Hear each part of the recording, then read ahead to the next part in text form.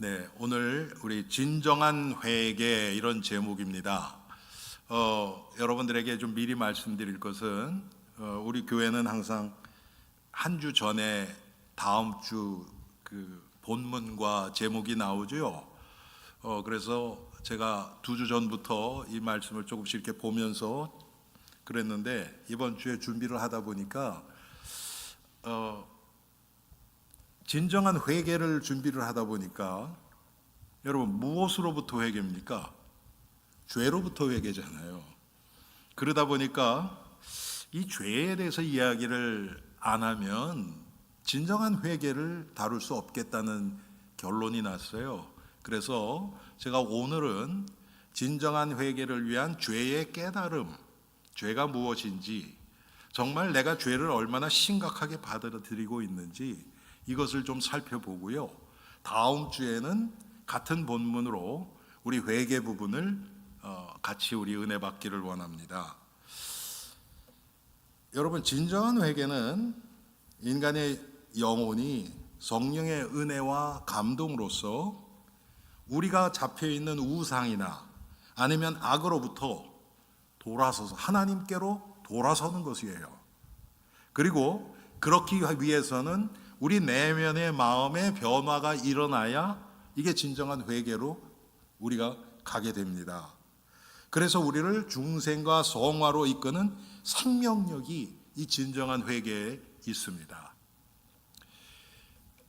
진정한 회개는 결국은 죄로부터 돌아서는 것입니다.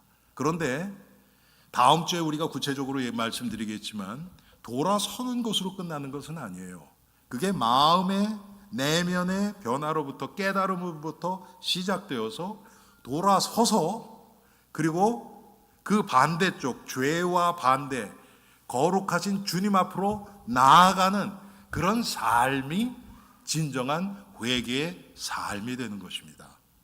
오늘 이 세례 요한이 오늘 본문에 보니까요 7절에 요한이 많은 바리새인들과 사두개인들에게 세례를 베푸는 대로 오는 것을 보고 이르되 독사의 자식들아 누가 너희를 가르쳐 임박한 진노를 피하라 하더냐. 그러므로 회개에 합당한 열매를 맺고 그랬습니다. 진정한 회개에는 그것에 합당한 열매가 맺혀집니다. 진정한 회개 후에는 반드시 예수 그리스도를 닮아가는 거룩과 성결의 삶이 따라오게 되어 있습니다. 입으로만 하는 회개는 그것은 진정한 회개라고 할 수가 없어요. 그래서 제가 오늘 여러분들하고 그것을 위해서 우리가 죄가 무엇인지, 우리가 생각하는 죄가 그게 다인지 우리가 분명히 알아야 되겠죠. 죄를 모르면 어떻게 회개를 합니까? 여러분, 내가 어디가 아픈지를 알아야 병원도 가고 치료를 할 거 아닙니까? 내가 아픈지를 몰라요. 이게 잘못된 걸 몰라요. 그러면 어떻게 우리가 돌아설 수 있고 새로운 삶을 살 수 있겠습니까? 한 가지 우려되는 것은 지금 이 부분입니다. 지금 이 시대가 점점 하나님의 말씀을 세상 기준하고 타협하고 있어요. 성경에서는 분명히 죄라고 얘기하는데 얘기를 안 하든지 아니면 일부에서는 그거 죄 아니래요. 죄 아니래요. 여러분, 그러면 뭐를 회개합니까? 성경에서 얘기하는 죄가 무엇인지, 그리고 회개라는 것은 하나님 앞에서 어떤 의미를 가지는지 우리가 분명히 알아야 될 줄 압니다. 그래서 우리 먼저 죄의 본질을 조금 살펴보겠습니다. 우리가 잘 아는 것처럼 하나님이 우리를 창조하실 때는 죄와 상관없는 존재로 창조하셨어요. 그래서 죄가 없기 때문에 하나님과 함께 거할 수 있었고요. 죄가 없기 때문에 죄의 싹신 사망과 상관없는, 죽음과 상관없는 그런 존재로 우리를 창조하신 것입니다. 그런데 죄가 들어옴으로 인해서 인간의 모든 불행은 다 시작됐어요. 자, 죄에 대해서 여러분 우리가 조금 구체적으로 오늘 말씀을 나눌 텐데요. 모든 게 다 죄 때문이다, 그렇게 생각하는 것은 건전한 것이 아닙니다. 기독교 일부에서는 모든 것을 다 죄에서부터 왔다 이렇게 얘기를 해요. 우리는 그렇게 받지는 않습니다. 우리가 잘 아는 것처럼 요한복음 9장에 보면 날 때부터 소경된 자를 제자들이 보면서 이 사람이 소경된 것이 이 사람의 죄입니까 부모의 죄입니까 질문을 하죠. 그때 예수님 뭐라고 하세요? 이 사람 죄도 아니고 부모의 죄도 아니다. 이 사람을 통해서 하나님이 하실 일을 나타내고자 함이라 그러셨습니다. 여러분, 그 얘기가 예수님은 그 소경이나 부모에게 이 사람들은 죄인이 아니야 그거 얘기한 겁니까? 그거 아니에요. 모든 인간은 다 죄인이에요. 그런데 이 사람이 소경된 것이 죄의 결과로 온 것이 아니라는 것을 말씀하시는 겁니다. 그런데 우리는 지금 이 세상에서 많은 신자들이 그렇게 믿어요. 그래서 무슨 안 좋은 일이, 육신적으로 안 좋은 일이 일어나면 이거 죄 때문에 그래, 하나님 없이 내가 뭐를 잘못했기에. 여러분 그런 얘기 들어봤죠? 많이. 그것은 분명히 잘못된 겁니다. 물론 하나님이 때때로 우리가 죄의 그 결과로 우리가 고통당하기도 하세요. 그런데 그것조차도, 그래서 여러분 이 성경의 큰 원리를 먼저 아셔야 돼요. 우리가 죄 때문에 고통당하는 것도 하나님은 그 이전에 우리를 사랑하셔서 우리에게 고통을 주셨다는 것을 잊으면 안 됩니다. 오늘 이것도 똑같습니다. 죄에 대해서 오늘 많이 얘기할 거예요. 그런데 하나님이 이 죄의 싹은 사망이고 죄의 열매 때문에 우리가 고통당하고, 그것은 하나님이 우리를 창조하시고 이 세상을 다스리시는 그 원리를 그렇게 만드신 거예요. 그래서 제가 그런 말씀을 드리죠. 여러분, 우리가 죄를 졌어요. 그래서 고통당해요. 그게 하나님이 치셨다고 얘기를 많이 하는데 그것은 기독교적인 용어는 절대로 아닙니다. 물론 하나님이 진노하셨다, 구약에 보면 진노하셨다 그러고 벌하셨다는 얘기도 나와요. 그런데 하나님이 그렇게 한 하나님의 그 마음에 더 깊은 곳을 보면 우리를 사랑하시기 때문에 그런 거예요.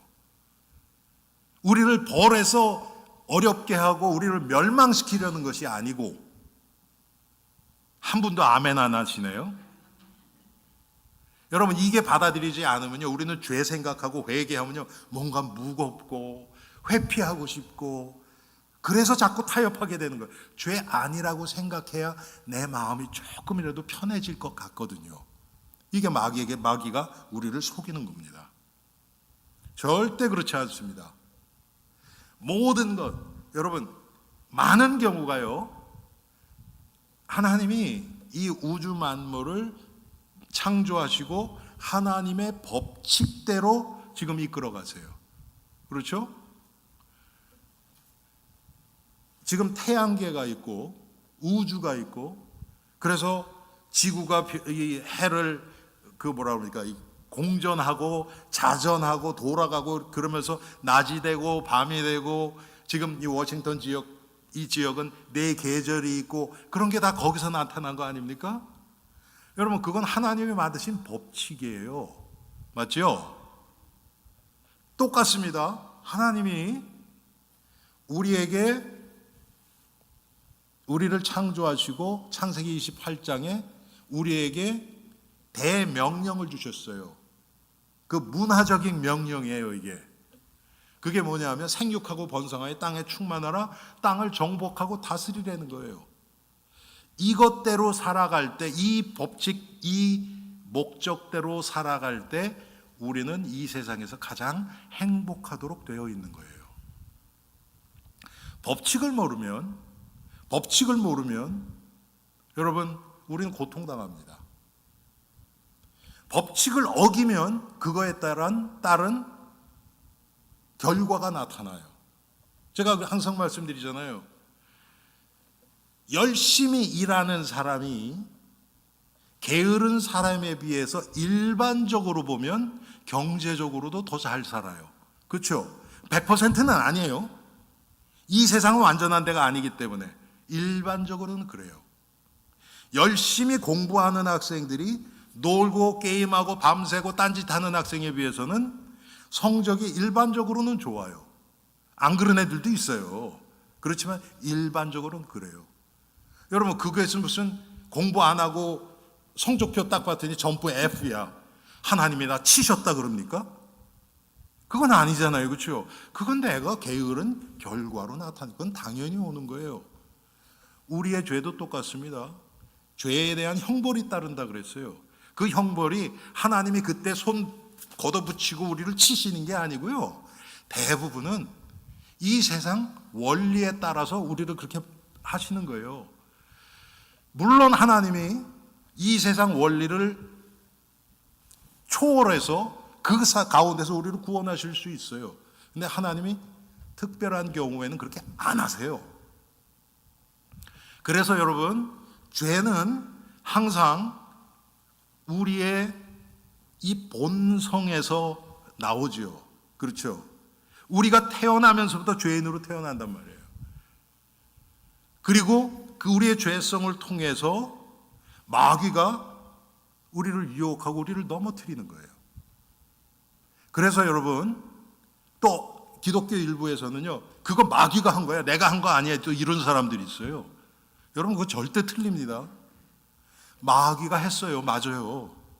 그런데 누가 마귀의 말을 들은 겁니까, 그러면? 내가 들은 거예요. 그렇죠? 그건 하나님 앞에서 잘못이에요. 그게 창세기 3장 얘기 아닙니까? 너희가 이것을 먹는 날엔 정령 죽으리라. 마귀는 너 그거 먹어도 죽지 않고 네 눈이 밝아서 하나님처럼 된다. 아담과 하와가 하나님의 말씀을 믿지 않고 따르지 않고 마귀가 한 얘기를 믿고 따른 거예요. 그게 불신앙이에요. 그게 하나님과 우리 사이를 가른 겁니다. 그래서 여러분, 죄의 그 원인은요, 나에게 있는 거예요. 그리고 마귀가 그걸 이용해서 우리를 넘어뜨리려는 거예요. 자, 죄는 제가 항상 말씀드리지만, 그래서 행위 이전의 상태입니다.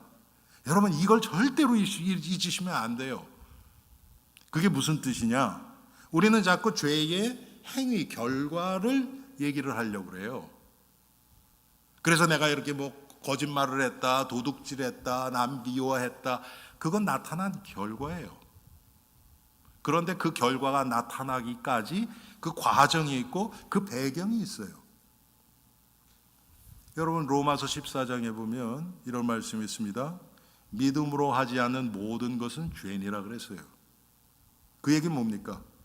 믿음이라는 상태 안에 있을 때는 우리가 죄와 상관이 없어지는 거예요. 누구를 믿는 거예요? 예수 그리스도를 믿는 거예요. 예수 그리스도가 어떤 분이라는 걸 믿는 거예요. 우리의 구원자시고 대속자이시고 우리를 중보하시는 그 구원자 예수 그리스도를 믿는 믿음 안에, 그걸 사도 바울은 그리스도 안에 이렇게 얘기한 거예요. 그리스도 안에 있을 때는 우리가 죄와 상관없어져요. 여러분이 성령 충만하시면요, 죄 생각 안 하게 되어 있습니다. 범죄할 생각 안 해요. 여러분이 지금 말씀을 듣고 계시는데 몇 분이나 성령이 여러분 마음을 완전히 사로잡으셔서 정말 말씀 한마디 한마디가 지금 내 마음에 그대로 와닿고 있는지, 그 상태라면 여러분 다른 생각 안 들 거예요. 죄질 생각 안 들어요. 오늘 아침에 부부싸움하고 와도 그거 억울해가지고 이 생각도 사라졌을 거예요. 왜요? 죄가 침범치 못하리니 악한 자가 너희를 만지지도 못하리라. 이 말씀이 지금 성취되고 있는 순간이기 때문에 그런 것입니다. 할렐루야. 이 그리스도 안에 있는 상태, 그러면 그리스도 밖에 있는 상태는 어떤 것입니까? 예수님과 아무 상관없는 거예요. 하나님의 구원의 은혜와는 아무 상관없는, 십자가와는 아무 상관없는, 부활의 주님과는 아무 상관없는 그 상태. 우리가 얼마나 많은 시간을 그렇게 보냅니까? 예수님과 상관없이 일하고 먹고 마시고 취미생활하고 그 상태가 죄라는 거예요. 하나님은 이렇게 정의하십니다. 뭐를 했다 안 했다가 아니에요, 여러분.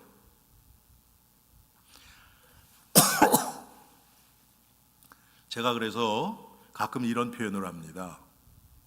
어린아이가 태어나서 그냥 주는 밥만 먹고 아무것도 안 하고 사람도 안 만나고 아무것도 안 하고 가만히 있으면 죄를 안 짓잖아요.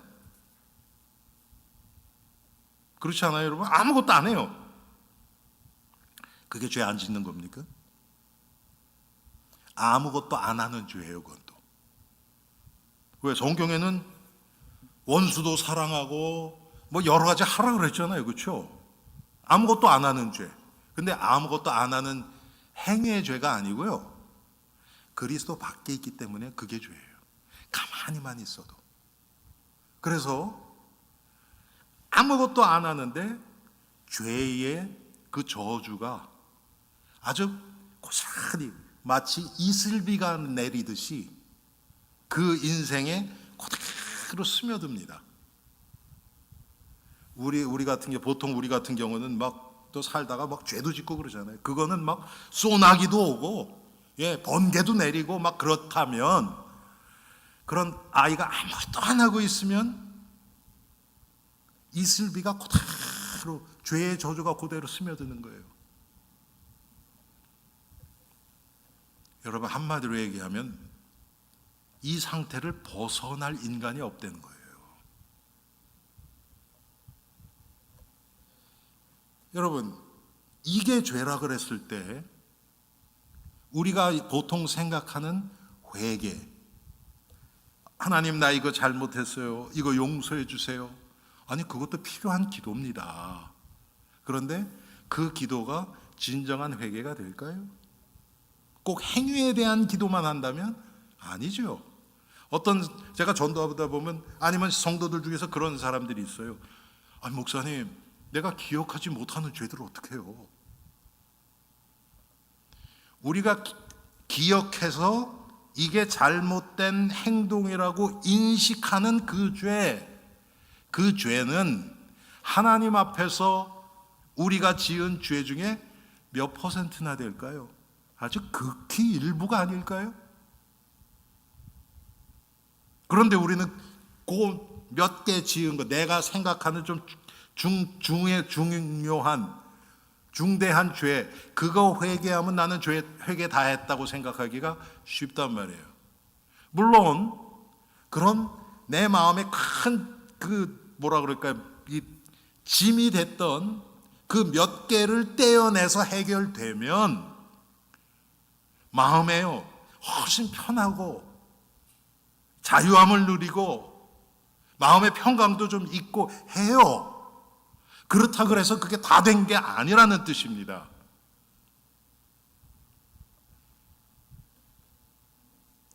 왜 하나님이 이렇게 만드셨을까요?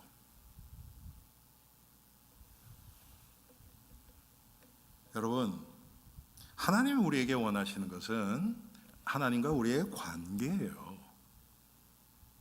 문제 해결됐다고 이제는 나 바쁜데 이제 또 딴 거 하고 하나님과 상관없이 그런 사는 삶이 아니고 우리의 삶의 모든 부분이 그리스도 안에서 하나님의 다스리심을 받는 그런 삶.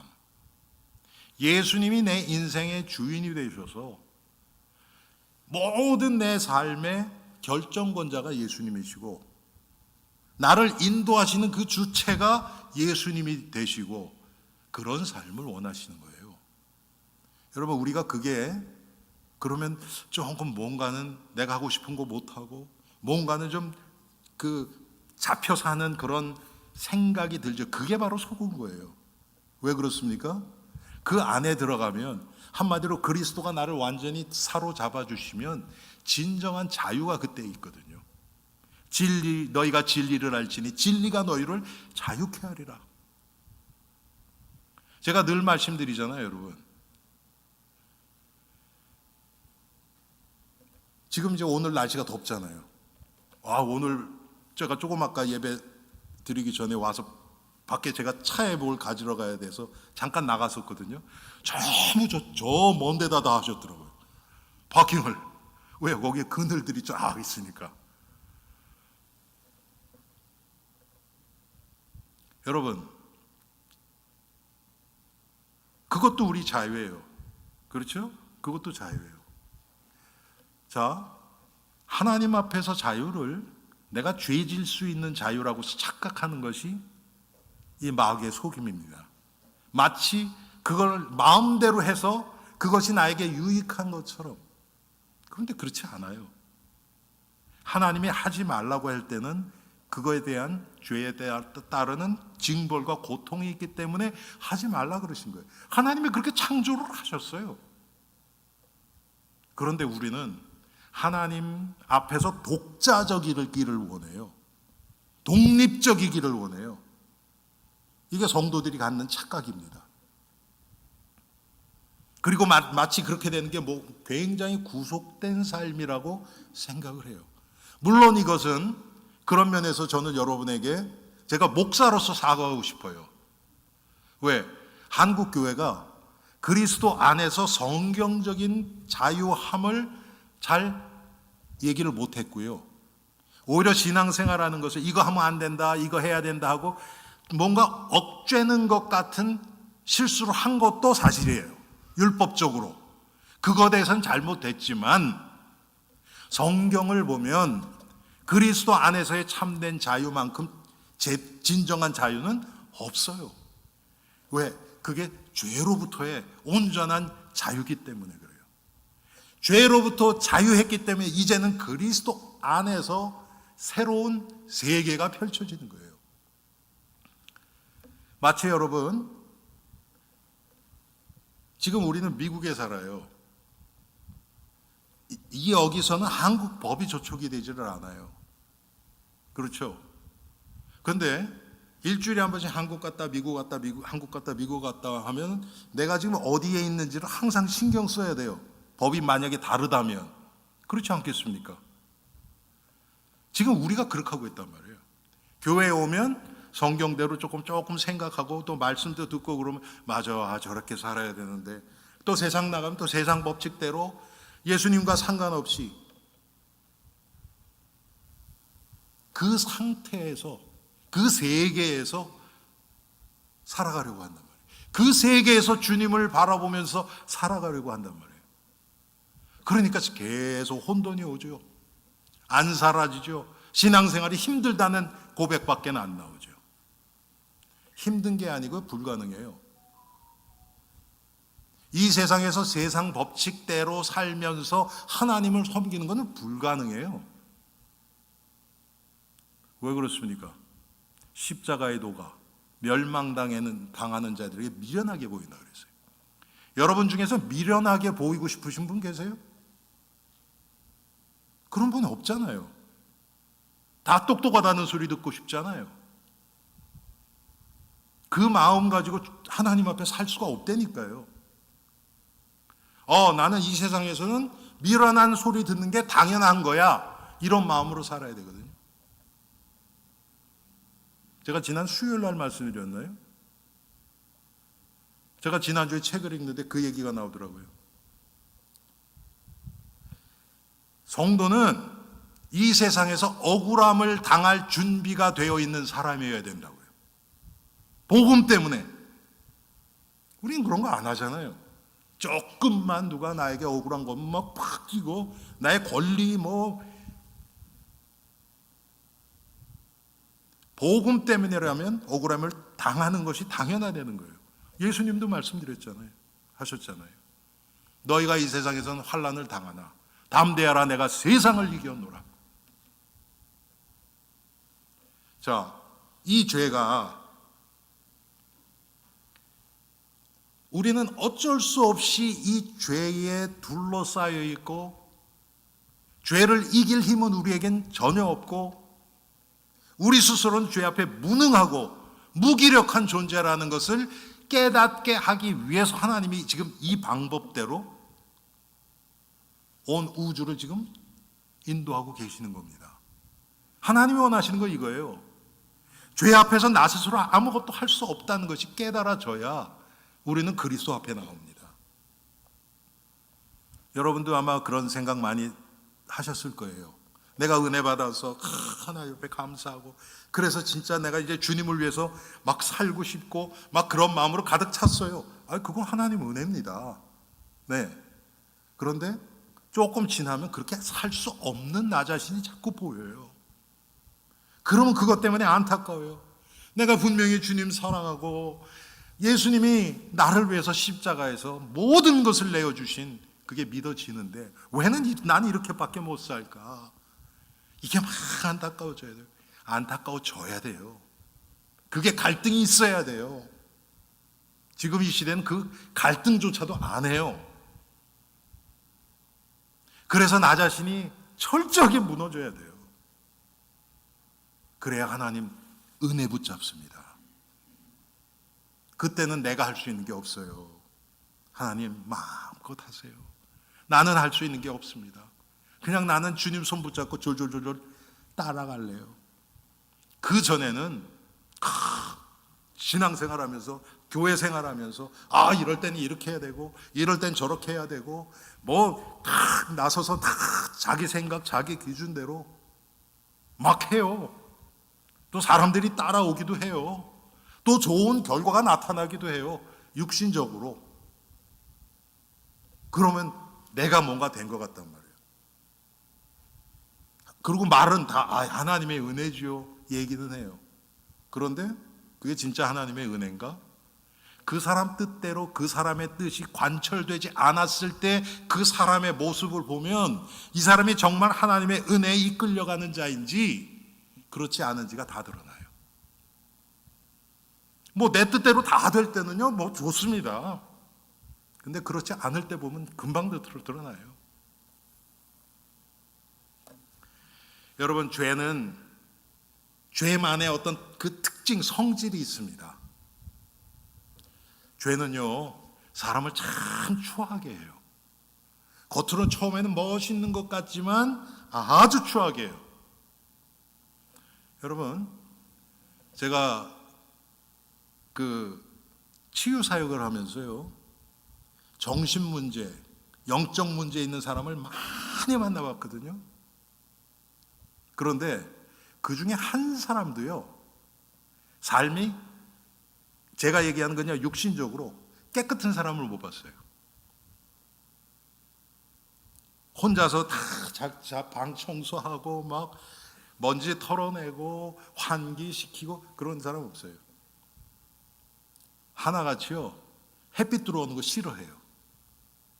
영적 위에 시달리는 사람들, 귀신 들린 사람이요 대낮에도 여러분이 완전히 계속 깜깜하게 하는 그 커튼 있잖아요.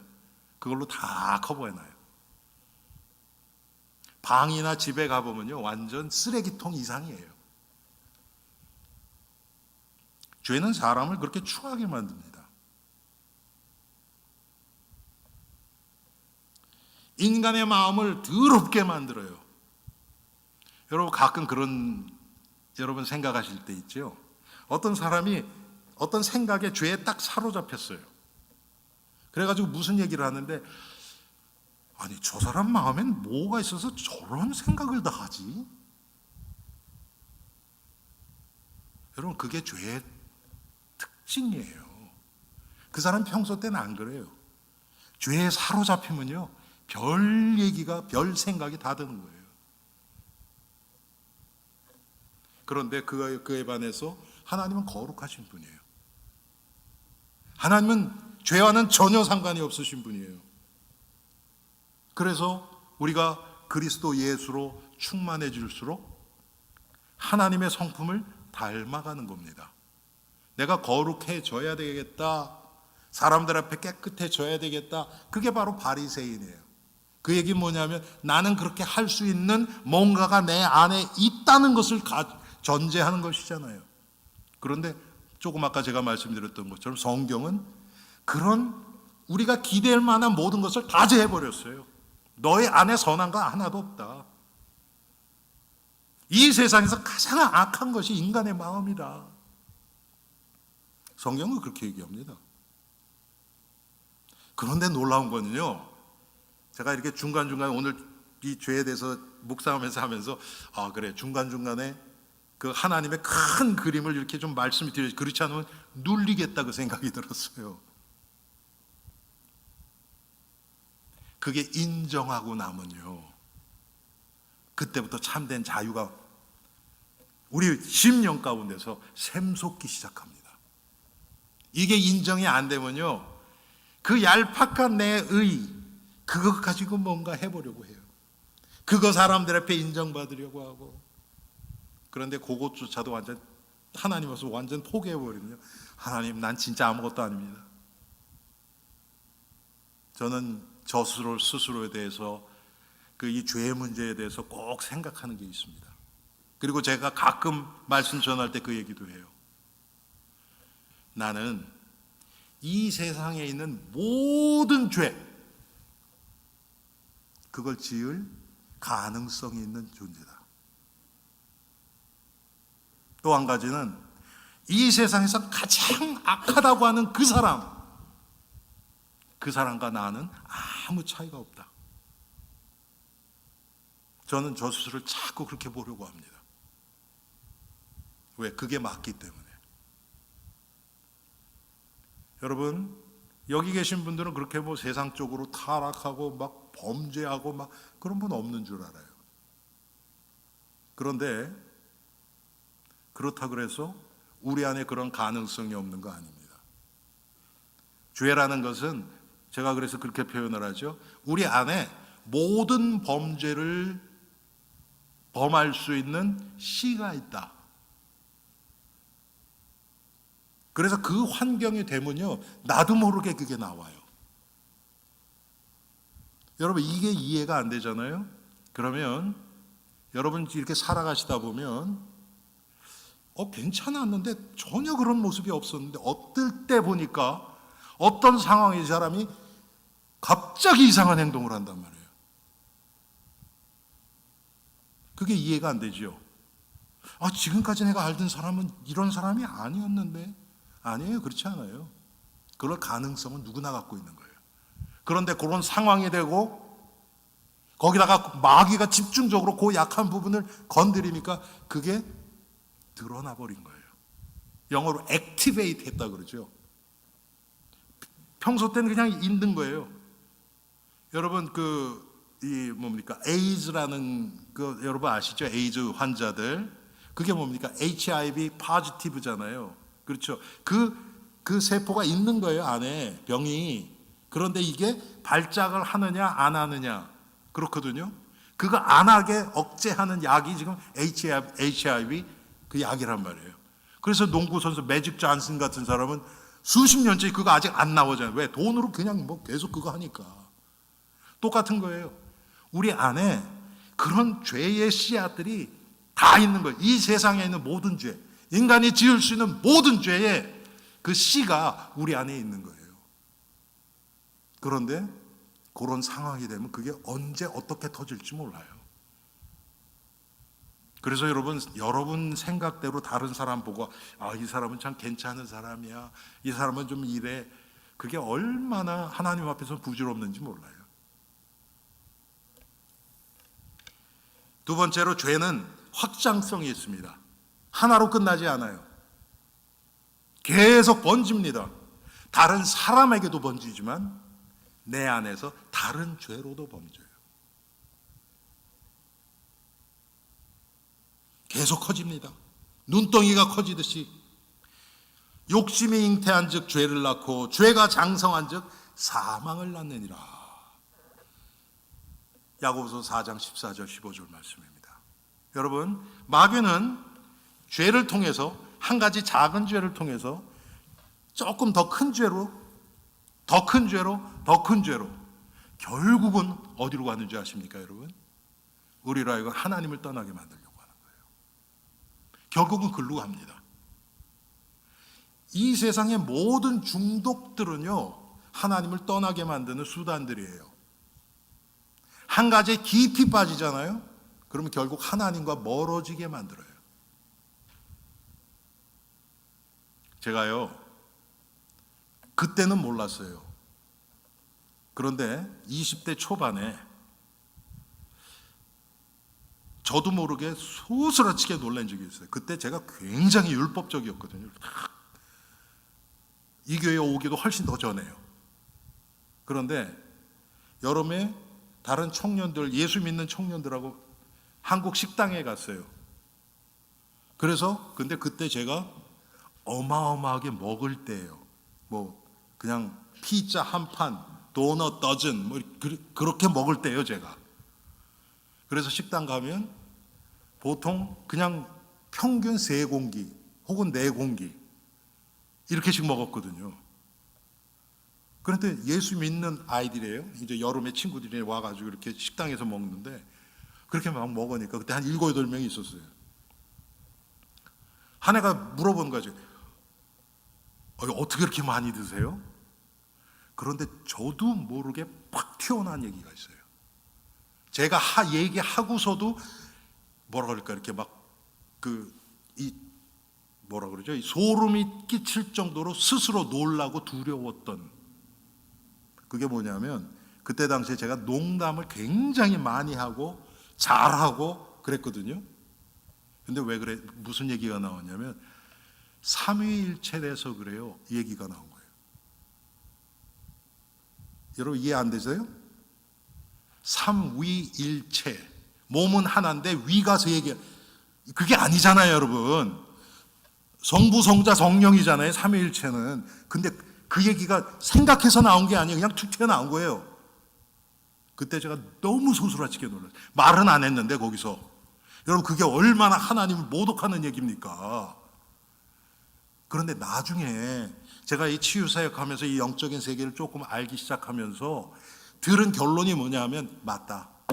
모든 것을 그리스도 밖에서 깊이 들어가면 결국은 복음을 막는 위치에 선다.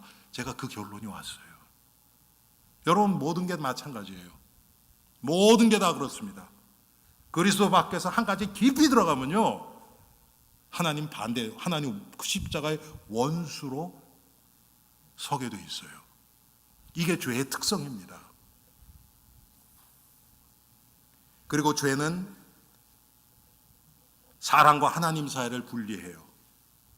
사람 사이도 분리해요. 아까 말씀드렸죠, 여러분? 영적으로 시달리는 사람들, 그런 사람들이요, 다른 사람 다 멀어져요. 사람 만나는 거 꺼려해요. 사람 눈도 잘 못 쳐다봐요. 하나님과 분리되는 건 말할 것도 없고요. 여러분도 그렇잖아요. 깊은 죄에 이렇게 하나 탁 빠지면 교회 오기 싫죠. 예배 드리기 싫죠. 하나님과 벌써 이렇게 거리감이 느껴져요. 이게 죄의 특성입니다. 그리고 결국은 인간에게 죄의 싹은 사망, 영적 사망을 가져오기 때문에 우리 인생을 파멸하게 됩니다. 여러분, 예수를 믿은 자들은 영원한 생명은 뺏어가지 못해요. 그건 확실해요. 그런데 이 세상에서 삶이 천국의 삶이 아니라 지옥 같은 삶을 살게 돼 있어요. 죄 때문에. 마음의 평강은 당연히 없고요. 자, 이제 마지막으로 죄에 대해서 제가 죄의 정의에 대해서 조금 얘기하겠습니다. 로마서 14장 23절 보면 의심하고 믿지 아니하는 불신앙이 죄래요. 성도에게 있어서 결국 문제는요, 믿음의 문제예요. 믿지 않기 때문에 모든 게 다 나와요. 왜 염려합니까? 믿지 않으니까. 하나님이 함께 하심이, 하나님이 내 인생을 돌보고 계심이 믿지 않아지니까, 안 믿어지니까 염려하고 근심하고 걱정하는 거예요. 왜 거짓말을 합니까? 하나님 살아계시는 게 안 믿어지니까. 하나님이 지금 내 소리를 듣고 계시다는 게 믿지도 않고, 그러니까 생각도 안 나는 거예요. 여러분, 정말 믿음은요, 잊혀지지 않습니다. 제가 늘 말씀드리잖아요. 예배 끝나고 집에 돌아가시면서 걸어서 집에 가실 분 계실까요, 여기? 예? 한 분도 없죠. 왜요? 당연히 차가 있는 거 내가 아는데 그건 잊을 수 있는 게 아니에요. 여러분 똑같습니다. 하나님 살아계신 거 정말 믿으면요, 우리는 하나님 살아계시고 지금 내 소리를 듣고 계시고 지금 내 마음 상태를 보고 계시는 주님이시라는 것을 잊을 수가 없어요. 그러면 당연히 염려 걱정 안 하게 되죠. 다른 사람 대화할 때도 내가 그리스도 안에 있는가, 나의 상태가 그리스도 안에 있는 상태인가, 그리스도 밖에 있는 상태인가를 계속 점검하게 돼 있어요.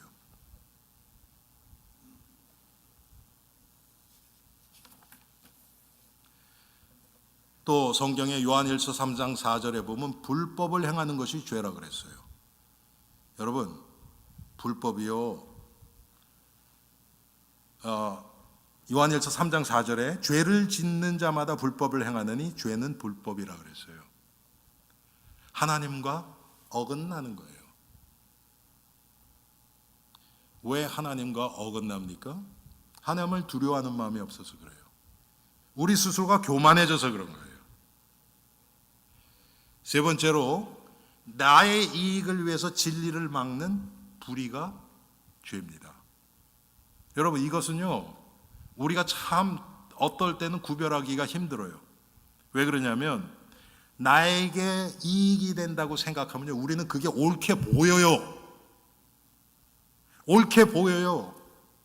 남들이 똑같은 행동을 하면 아유, 어떻게 사람이 저럴 수 있어, 그렇게 얘기를 하는데 내가 그 당사자 위치에 서면요, 그게 이해가 되고 그게 옳게 보여요. 그래서 우리가 하나님 말씀 앞에 계속 우리 자신을 비춰봐야 되는 겁니다. 네 번째로, 선을 행할 줄 알고도 행치 않은 것이 죄라 그랬어요.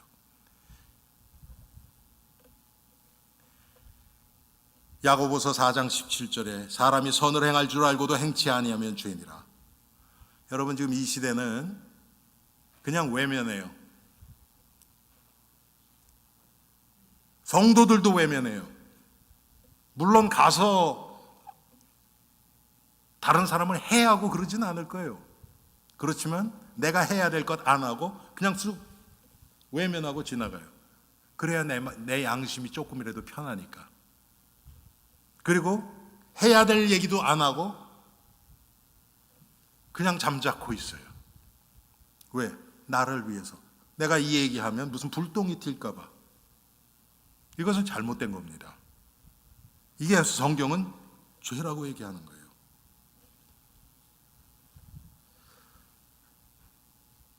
또 스스로 교만하여져서 하나님을 무시하는 것이 죄입니다.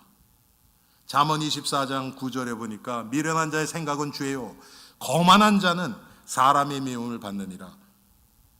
교만한 생각, 욕심과 교만에서 비롯된 그런 생각들, 결국은 하나님을 대적하는 위치에 서게 됩니다. 나 스스로 하나님과 상관없이 나 스스로 설 수 있고 나 스스로 잘 살아갈 수 있다고 착각하는 그게 죄라는 거예요. 여러분, 그게 독립적이고 자립심이 있고 그게 아니에요.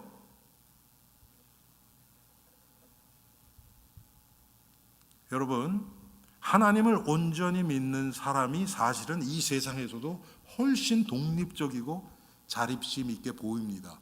왜 그렇습니까? 사람을 의지를 안 해요. 하나님을 의지하지 사람 의지 안 해요.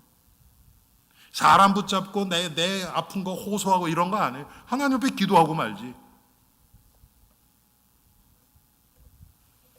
왜 사람 붙잡고 합니까? 결국 내 편 만들고 싶어서 그래요. 나를 하나님으로 만들어줄 그 사람을 찾아다니는 거예요. 맞아, 당신이 맞아요. 그런 소리 듣고 싶잖아요, 우리. 그게 우상숭배 아닙니까? 마지막으로, 이웃을 업신여기는 것도 죄입니다.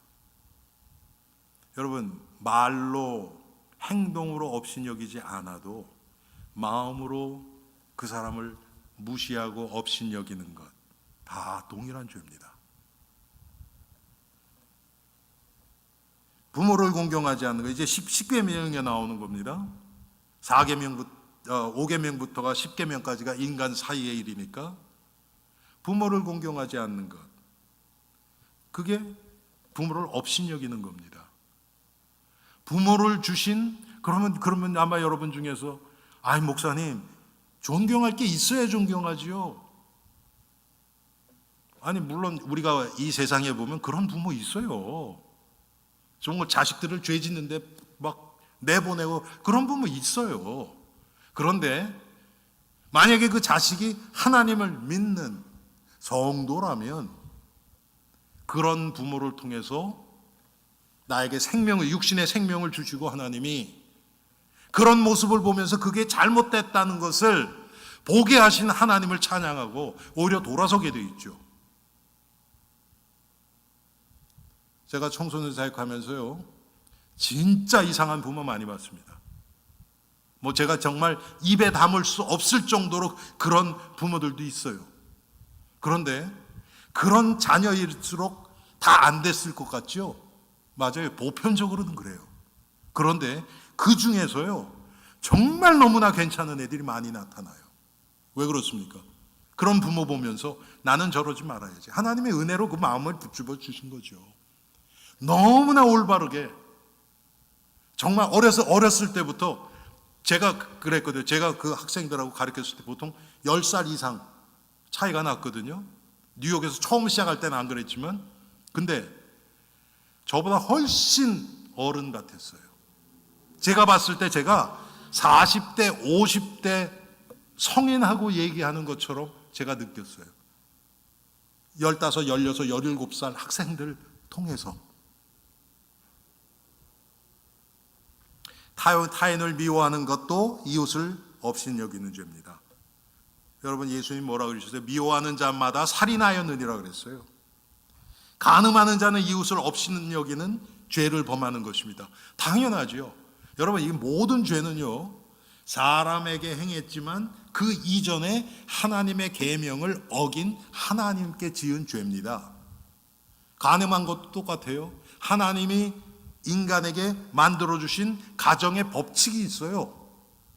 그것을 벗어난 거 아닙니까? 그러니까 하나님께 지은 죄예요. 그리고 이웃도 업신여긴 죄예요. 여러분, 왜 간음이 또 강간이 죄입니까? 사람을 그냥 육신의 쾌락의 도구로만 본 거예요. 그래서 죄입니다. 영혼으로 본 게 아니잖아요. 이분도 하나님이 창조하신 하나님의 자녀고 하나님의 창조물이야. 여러분, 그러면 간음하겠습니까?